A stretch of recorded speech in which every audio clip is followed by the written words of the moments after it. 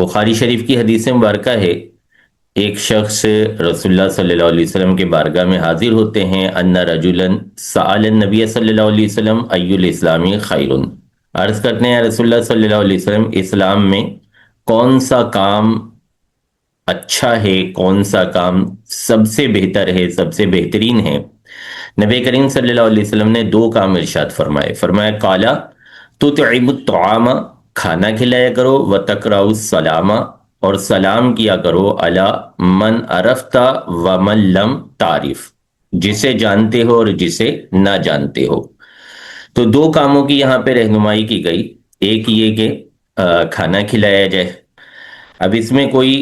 اس بات کی قید نہیں ہے کہ کس کو کھانا کھلایا جائے، غریب کو، مسکین کو، پریشان حال کو، مفلس کو، نادار کو، بلکہ جس کو بھی کھانا کھلائیں۔ آپ بھی دیکھتے ہوں گے معاشرے میں، دنیا میں، کہ